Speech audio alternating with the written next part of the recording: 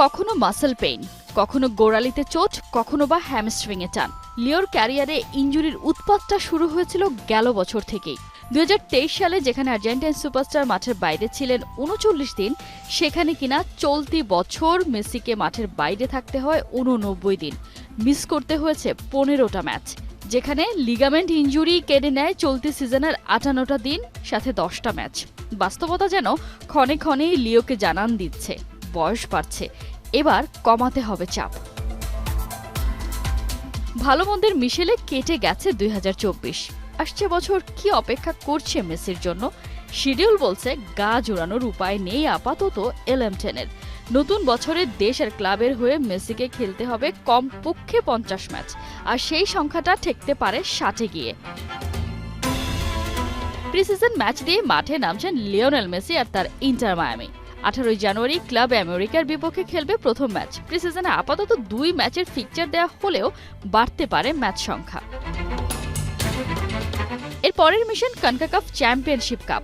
18 ফেব্রুয়ারি মাঠে নামবে inter Miami. টুর্নামেন্টের ফাইনাল 1 জুন। ফেব্রুয়ারির 22 তারিখ শুরু মেসিদের আসল অ্যাকশন। MLS এর 30তম সিজনে নিউ ইয়র্ক সিটির বিপক্ষে মেসিরা খেলবে সিজনের প্রথম ম্যাচ। প্রাথমিকভাবে খেলতে হবে 34 match.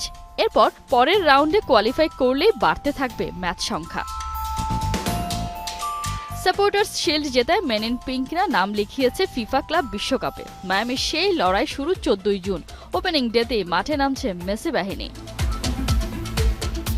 Last but not the least, জাতীয় দলের জার্সিতে মেসিকে দেখা যাবে 20 মার্চ। বিশ্বকাপ বাছাইয়ের ম্যাচে আলবিসেলেস্তেদের প্রতিপক্ষ উরুগুয়ে। 5 দিন বাদে তার পরের ম্যাচেই মেসিদের সামনে নেইমারের ব্রাজিল। 2025 সালের শেষ ম্যাচ আর্জেন্টিনা খেলবে ইকুয়েডরের বিপক্ষে। এইসব হিসেব নিকেশ এখনো পর্যন্ত পাওয়া সূচি অনুযায়ী টুর্নামেন্ট যত লম্বা হবে স্বাভাবিকভাবেই বেড়ে যাবে ম্যাচ সংখ্যা। মেসিতেই ভরসা, এক মেসিতেই মেলে সব সমস্যার সমাধান, এই ধারণা থেকে বের হয়ে লিওনেল মেসিকে খেলানোর বিষয়ে মাস্টারি দেখাতে হবে মাস্টার মাইন্ডদের। এমএল10কে ব্যবহারে সতর্ক না হলেই মহাবিপদ। সোনার ডিমপাড়া হাঁসের গল্পটা নিশ্চয়ই জানে সবাই। কোহিনুর কণা, 71।